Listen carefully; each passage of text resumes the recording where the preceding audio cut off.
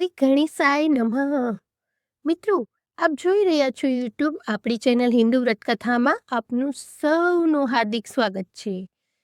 આપણે આ વિડીયોમાં સાંભળશું અનુણા વ્રતની કથા. જો આપને આ વિડીયો પસંદ આવે તો લાઈક, શેર અને સબસ્ક્રાઇબ જરૂરથી કરજો.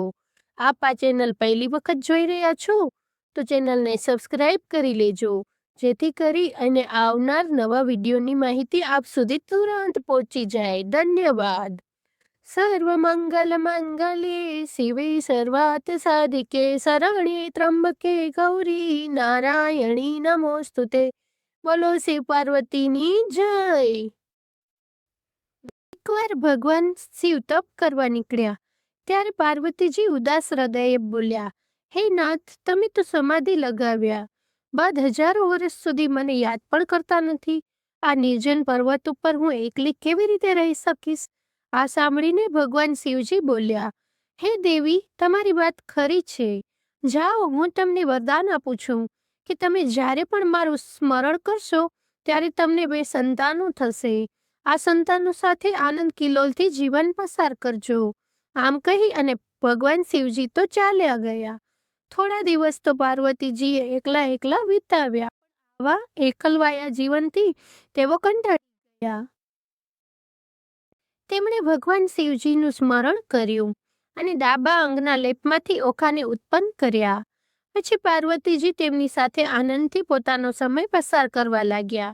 એક વખતની વાત છે, પાર્વતીજી ઓરડામાં સ્નાન કરવા ગયા અને ગણપતિજી તથા ઓખાએ બારણામાં ચોકી કરવા મૂક્યા. આમાં જો ભગવાન શિવજી તપ કરતા હતા. ત્યાં અચાનક એક દિવસ નારદજી આવી ચડ્યા. ભગવાનને પ્રણામ કર્યા અને કહ્યું કે અરે મહાદેવ, તમે તો સાવ ભોળા ને ભોળા જ રહ્યા.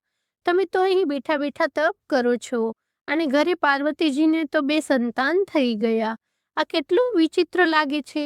નારદજી આમ કહી નારાયણ નારાયણ કરતા ચાલતા થયા. ભોળાનાથ તો નારદજીની વાતમાં આવી ગયા અને ભૂલી ગયા કે પાર્વતીજીએ તેઓએ પોતે જ પાર્વતીજીને વરદાન આપ્યું હતું. ત્યારે મહાદેવજીને ઘણો ગુસ્સો થઈ અને તેઓ ધુઆ પુઆ થતા ધીરે પહોંચ્યા ત્યાં ગણપતિજી અને ઓખા એ ઓરડાની બહાર ચોકી કરતા હતા અને પાર્વતીજી અંદર સ્નાન કરતા હતા. ભગવાન શિવે એ માથે જટાકંઠે, સાપ શરીરે ભસ્મ અને હાથમાં ત્રિશૂળ ધારણ કરેલું. આવું બિહામણું સ્વરૂપ જોઈ અને ઓખા તો બીકની મારી મીઠાની કોઠીમાં સંતાઈ ગઈ. જ્યારે ગણપતિજી બોલી ઉઠ્યા કે તમે કોણ છો? અહીં શા માટે આવ્યા છો? હું તમને અત્યારે ઘરમાં નહીં જવા દઉં. આ સાંભળી અને ભગવાન શિવજીને તો અત્યંત ગુસ્સો આવ્યો. તેમણે તરત જ ત્રિશૂળ વડે ગણપતિજીનું માથું ધડથી અલગ કરી દીધું. ગણપતિજીનું માથું ધડથી અલગ થઈ અને ભોય પર ગબડી પડ્યું કે તુરંત અવાજ કોઈ આવ્યો. પાર્વતીજી સ્નાન કરીને બહાર આવ્યા એટલે શંકર ભગવાને કહ્યું કે જુઓ, આ તમારા પાપનું પરિણામ. ગણપતિજીનું આવું શરીર જોઈ અને પાર્વતીજીને તો હૈયાફાટ રુદન કરવા લાગ્યા. એટલે ભગવાન શિવ બોલ્યા, હે દેવી, મારી ગેરહાજરીમાં તમે આ સંતાનો સી રીતે ઉત્પન્ન કર્યા? ભગવાન શંકરનો આવો વિચિત્ર સવાલ સાંભળી અને પાર્વતીજી વિસ્મય પામ્યા અને દેવી બોલી ઉઠ્યા કે હે નાથ, શું તમે અમને આપેલું વરદાન તમે ભૂલી ગયા છો કે શું? જ્યારે કલવાયું લાગે ત્યારે તમે 2 બાળકો કરજો, આ તમે જ વરદાન આપ્યું હતું.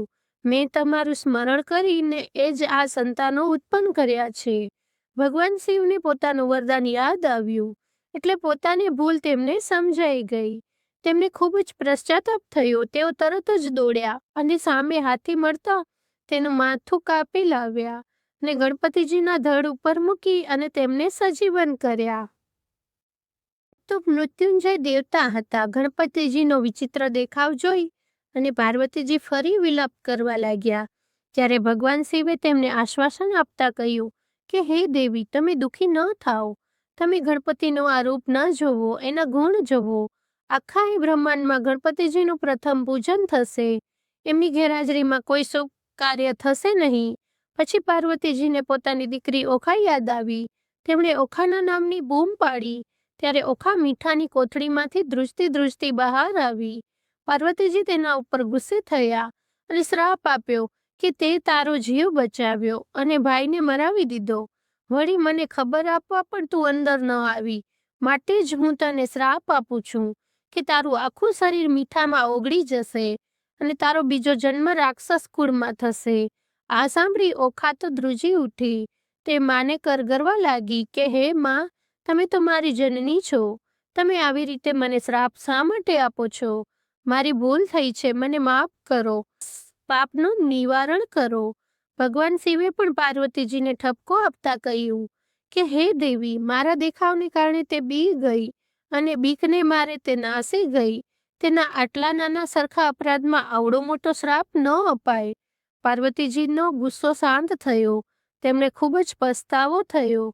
ત્યારે તેઓ દીકરીને કહેવા લાગ્યા કે હે દીકરી ઓખા, મેં તને ગુસ્સામાં આવી અને શ્રાપ આપી દીધો, એટલે હવે એ શ્રાપ તો પાછો લેવાય નહીં.